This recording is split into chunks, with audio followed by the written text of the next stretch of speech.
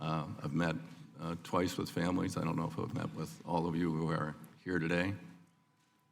And I want to convey my utmost condolences. It's 1 year and 1 day after the Lion Air crash. Very somber day. We shouldn't have had to be here, but we are, and we're going to get to the bottom of this, and we're going to fix it, and we're going to see it never happens again. With that, I would thank the witnesses for being here, Mr. Muhlenberg, Mr. Hamilton. This fourth hearing the committee has held, first full committee hearing. Given the extraordinary interest of members of the committee, I felt it best to do it in full committee. I know that Boeing told us that they wanted to wait until the airplane was ungrounded, but I felt it was very important for them to testify before that happened. We're here today because 346 people, sons, daughters, fathers, mothers, died on 2 MAX aircraft within a 5-month period. Something went drastically wrong.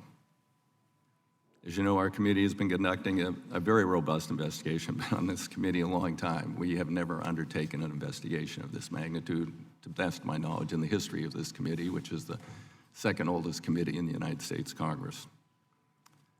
And we have received hundreds of thousands of pages of documents from Boeing. They have been cooperative in providing those documents and agreeing that we could use those documents in the public hearing. And we have received tens of thousands of pages from the FAA. We have conducted some hearings with FAA employees. We have others we wish to interview. And we have requested to interview Boeing employees, but we're told that we have to be in line behind the Justice Department. So those are still forthcoming.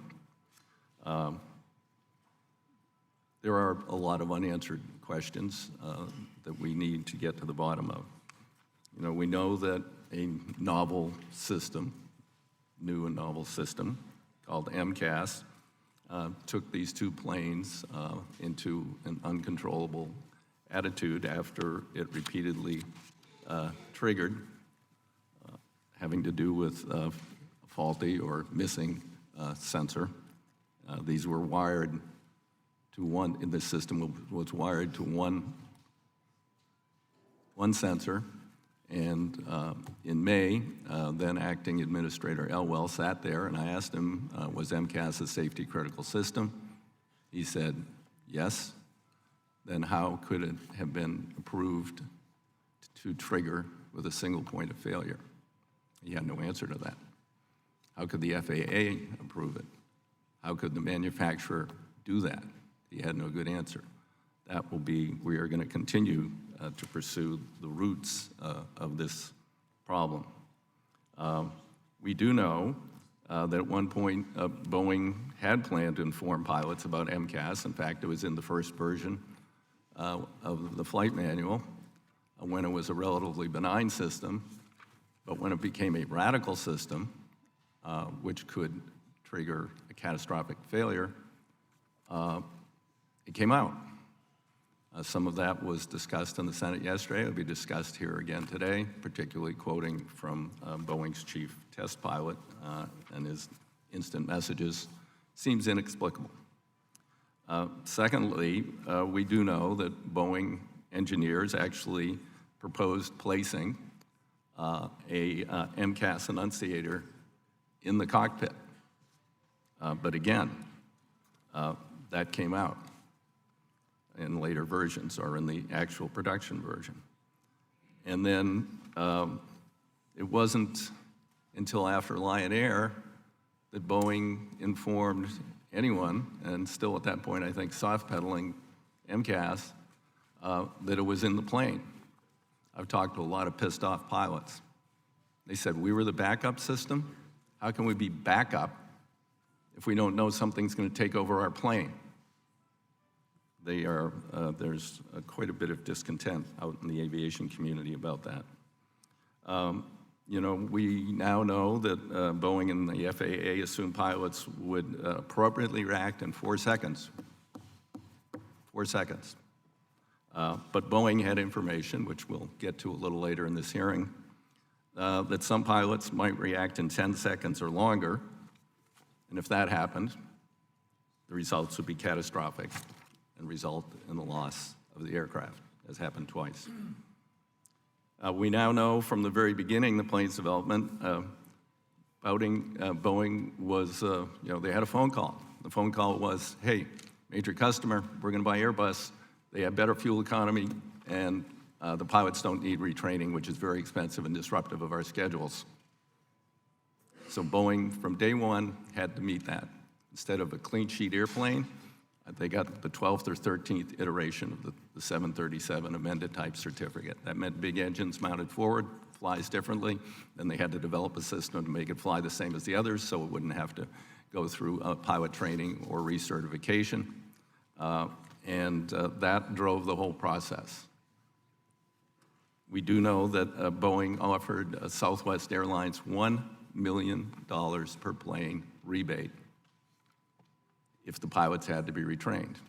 Imagine what the pressures were from the top on down to mid-level, low-level engineers. You're saying, what? No. Can't have that. It's cost us $1 million a plane, $300 million for that one contract. Maybe other contracts had the same provision. Cost us our marketing advantage. Slow things down. And then, there's been a lack of candor all through this.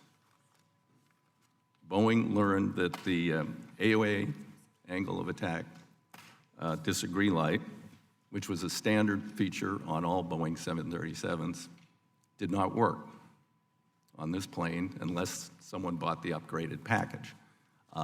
We were told that was an inadvertent software error in developing the upgraded package. But that may be so. But Boeing decided to delay the fix for 3 years until 2020. They didn't tell the FAA, they didn't tell the customers, and they didn't tell the pilots about this until after the Lion Air crash. That's inexplicable.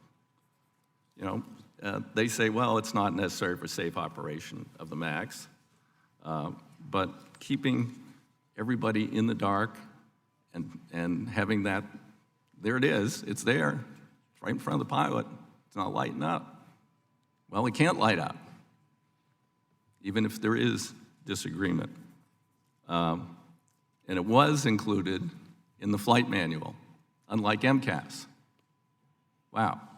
So you include something in the manual that doesn't work, but something that is going to work and potentially cause catastrophic issues is not in the manual. What was that all about? We know there was tremendous pressure on production. We have Boeing whistleblowers have contacted us that, regarding features engineers wanted to put on the MAX, but were denied because of the rush to get this plane out the door and compete. We have from an internal whistleblower a survey conducted November 16 that 39% of Boeing employees surveyed they experienced undue pressure. 29% said they were concerned about consequences. You might lose your job, I guess, if they reported these incidents. We now know at least one case where Boeing manager implored then Vice President, General Manager of the 737 program to shut down the 737 MAX production line because of safety concerns several months before the first tragic Lion Air crash. There's a lot we don't know. We don't know what would happen if a different path had been followed here exactly. We don't know if these pilots had had simulator training that replicated this system, what would have happened. We don't know why Boeing designed a plane with a safety critical system side to a single point of failure. Inexplicable, inexcusable, and as far as I know, unprecedented in the history of passenger aviation production. We do know, and we have seen, that pressures from Wall Street, market forces, have a way of influencing the decisions of the best companies in the worst way, endangering the public, jeopardizing the good work of countless hardworking employees on the factory lines, And I hope that's not the story that is ultimately going to be written about this long-admired company. So we need today, Mr. Muhlenberg, Mr. Hamilton, we need answers, but we also know that we need reforms on how commercial aircraft are certified and how manufacturers, not just Boeing, all, are watched and overseen by the regulators. This hearing today, an investigation, is not just about getting answers to our questions, but how to make the system safer and prevent future tragedies.